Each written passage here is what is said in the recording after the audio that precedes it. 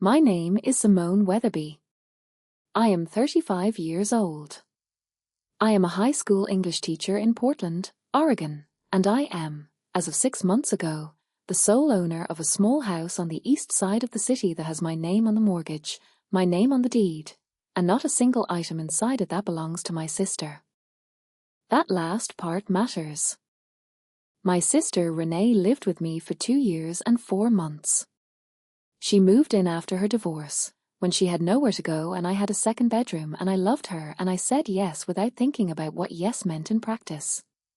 And she left, or rather, I asked her to leave, on a Sunday morning in April, after a conversation that had been building for 2 years and that I finally had when I understood that the conversation was not going to happen on its own. I need to tell you about my sister before I tell you about the 2 years, because you cannot understand the 2 years without understanding Renee. Renee is 38 years old. She is 3 years older than me. She is the kind of person who enters a situation and immediately begins improving it, rearranging the furniture, suggesting a better system for the grocery shopping, identifying inefficiencies in the way you have been doing things and proposing, with genuine warmth and complete confidence, a way to do them better. She has been this way our entire lives. She is not malicious. She has never been malicious. She is simply a woman who has a strong sense of how things should be and a limited tolerance for the gap between how things are and how they should be. Growing up, this quality of Renee's was something I admired. She was the organized one, the capable one, the one who got things done. I was the dreamer, the reader, the one who needed more time to make decisions and did not always make the right ones. In our family's story about us, Renee was the practical sister and I was the other one. I accepted this story for a long time. I accepted it the way you accept the story your family tells about you when you are young and the story has become the furniture of the household. You stop seeing it because it has always been there. The 2 years Renee lived in my house dismantled that story one piece at a time.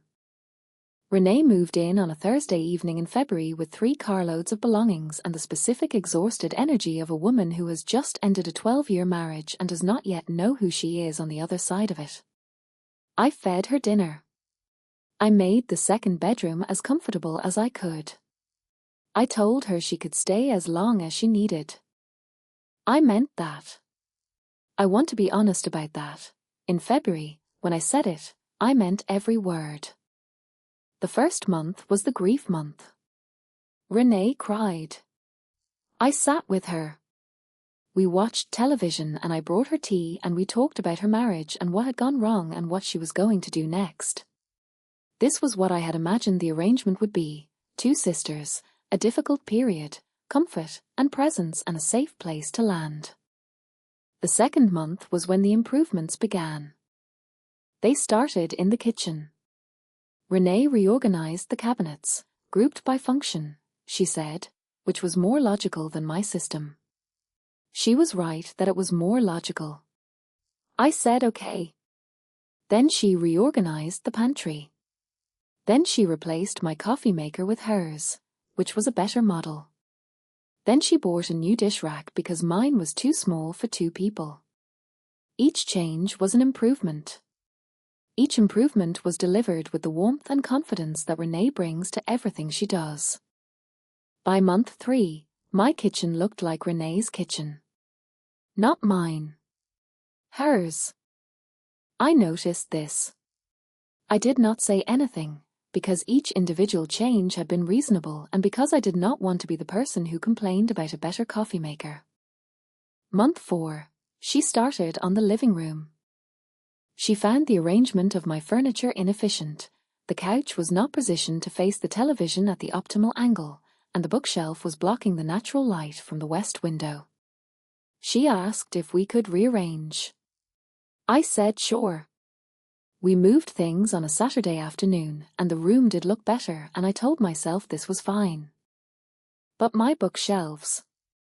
I want to tell you about my bookshelves because they are where I first understood, without yet being able to name it, that something was happening in my house that was not simply my sister being helpful. I am an English teacher. My books are not organized. They are accumulated by the specific archaeology of a reading life, where the books are shelved by when they came into your life and what they meant at the time, and which ones you might want to read again, and which ones you keep because you loved them once even if you will never open them again. There is a logic to my shelves, but it is a private logic, the kind that only makes sense to the person who built it. Renee reorganized them alphabetically. She did it while I was at school. I came home on a Tuesday to find my books in straight alphabetical order by author, the spines all facing outward in a neat line. She had even bought matching bookends. It looked orderly. It looked nothing like mine. I stood in front of those shelves for a long time. Then I went and found Renee in the kitchen. She was making dinner, which she had started doing several nights a week, which was a kindness, which was also beginning to feel like something other than a kindness, and I said, "Renee, you reorganized my books." She said, brightly, "I did. Don't they look so much better?" I couldn't sleep one night and I just thought, it would be so much easier to find things. I said, "I knew where everything was." She said, "But alphabetical makes so much more sense, objectively." I said, "They're my books." She said, "I know, I just thought."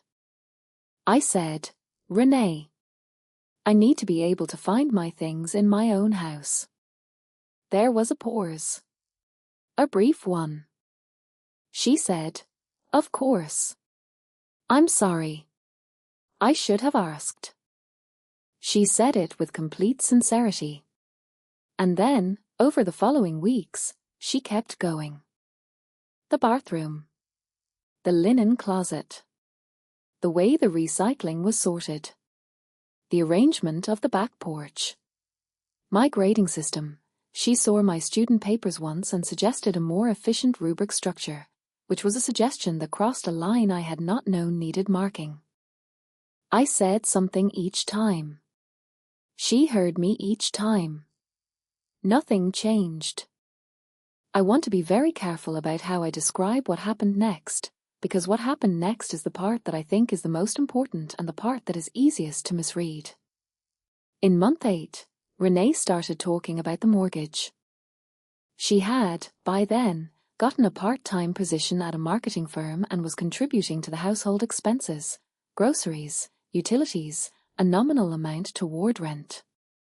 This was appropriate, and I had asked for it, and she had agreed without difficulty. But the mortgage conversation was different. She brought it up one evening in October, almost casually, as we were doing the dishes. She said, "Simone, I've been thinking. I'm going to be here for a while, probably.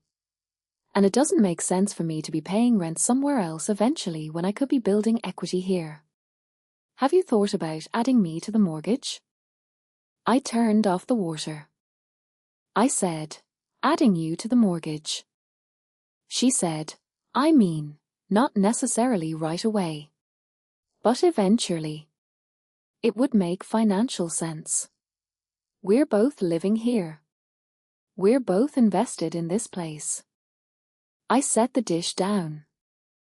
I said, "Renee, this is my house." She said, "Of course it is. I just meant." I said, "I bought this house by myself. I saved for 3 years for the down payment. My name is on the mortgage and on the deed, and I have been paying it every month since 2020. She said, "I know that. I'm just saying that if I'm going to be a long-term." I said, "Renee, I need to think about this." She said, "Okay." She said, "Of course." She said she hadn't meant to upset me. I went to my bedroom. I sat on the edge of the bed in the dark.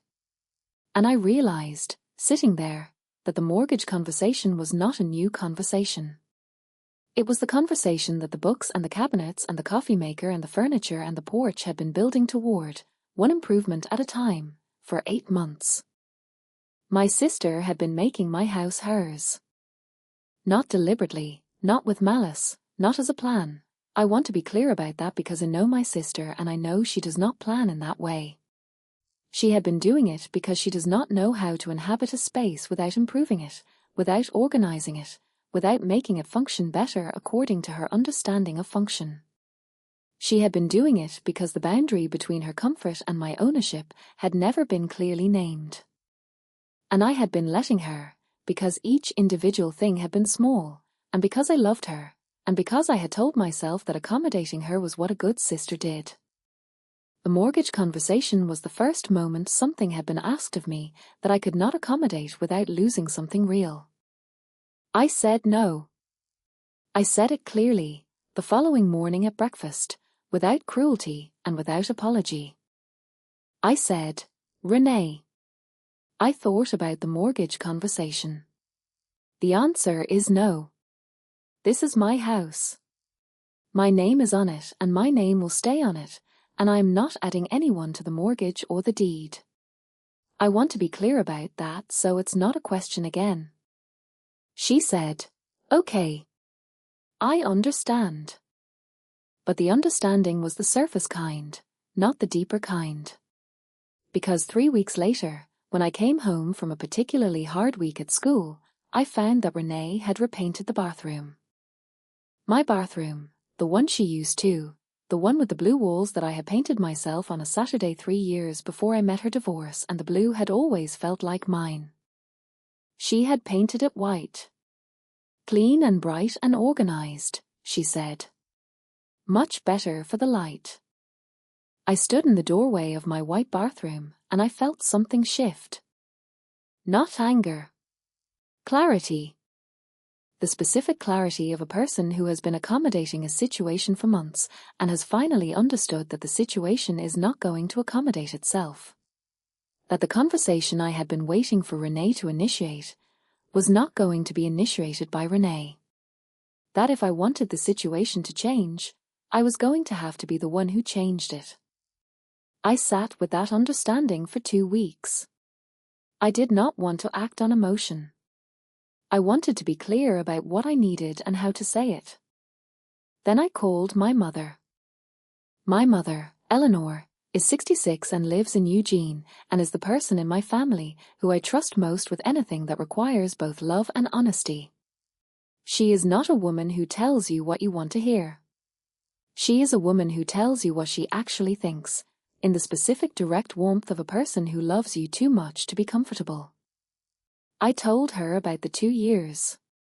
Not just the bathroom, the whole thing. The kitchen, the books, the furniture, the porch, the mortgage conversation, the bathroom. My mother was quiet for a moment. Then she said, Simone, why didn't you call me sooner? I said, I kept thinking it would resolve itself. She said, has it? I said, no. She said, then you already know what you need to do. I said, I need to ask her to leave. She said, yes. I said, she's going to be hurt. She said, honey, she painted your bathroom without asking you. She tried to get on your mortgage.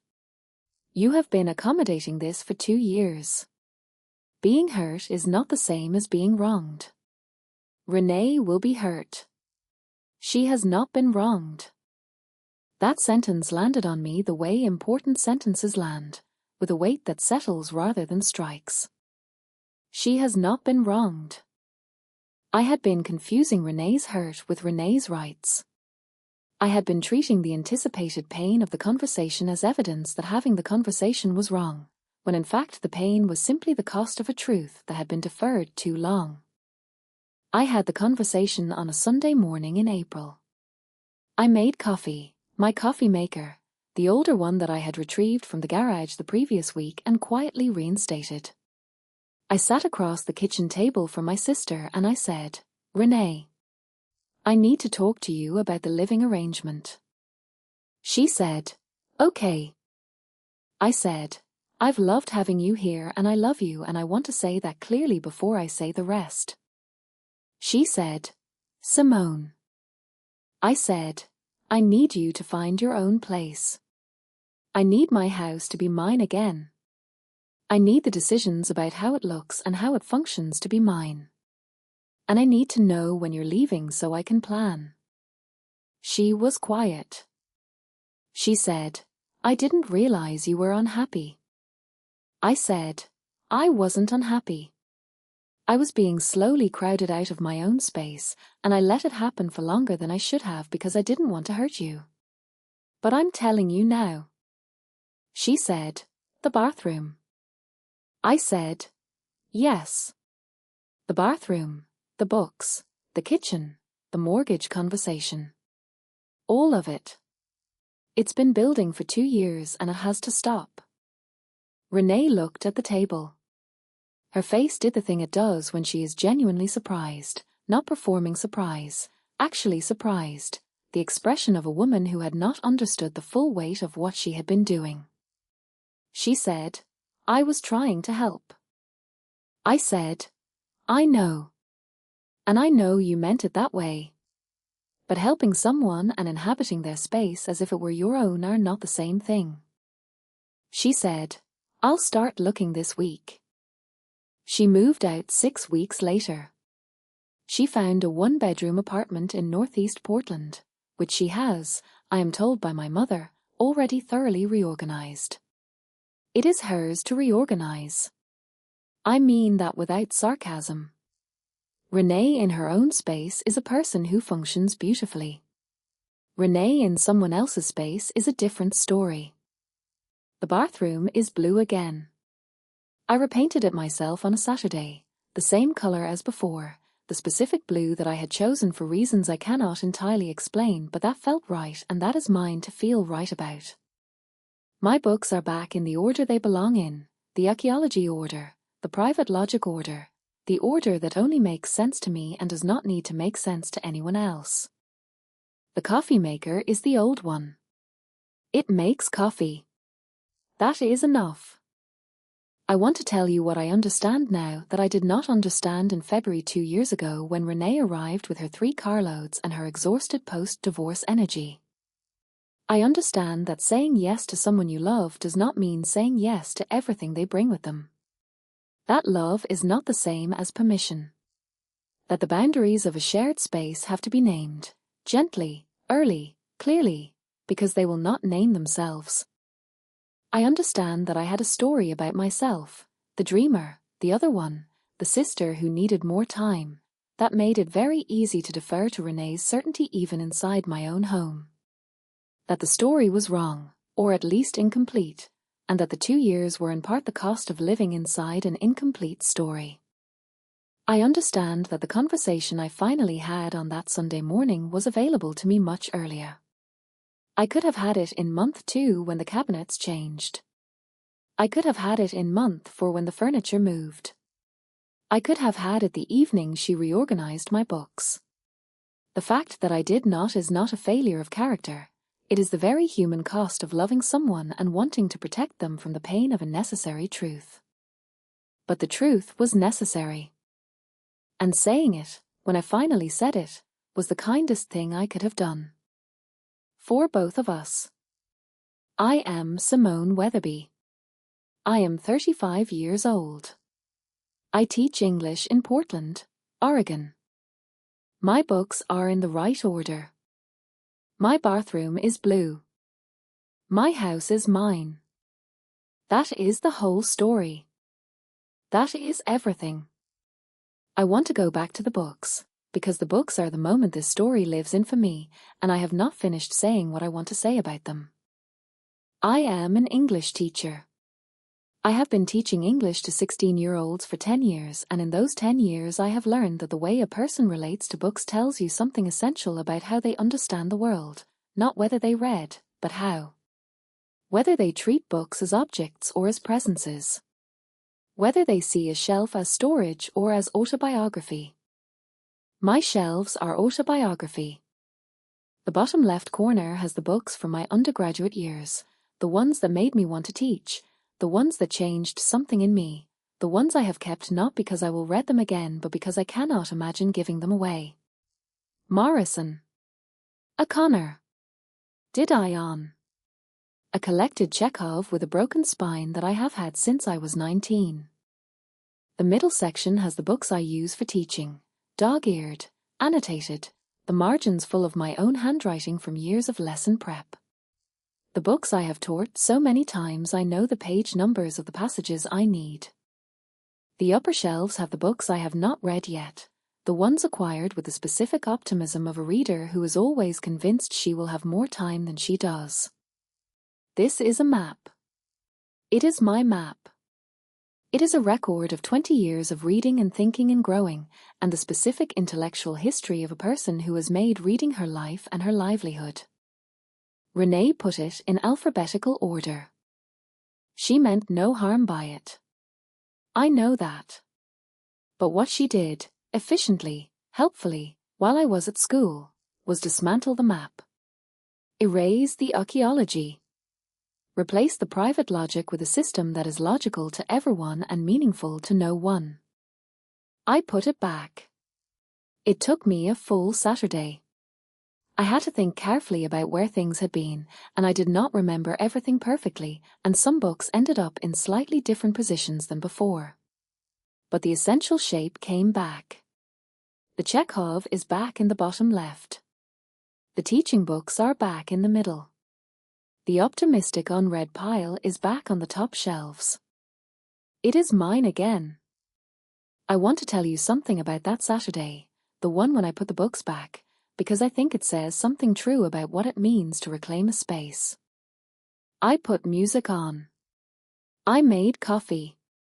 I sat on the floor in front of the bookshelves with the books piled around me and I went through them one by one, the way you go through an old box of photographs, not systematically, but with a specific time-collapsing quality of encountering objects that carry other moments. I found a book I had forgotten I owned. I found 3 I had been convinced were lost.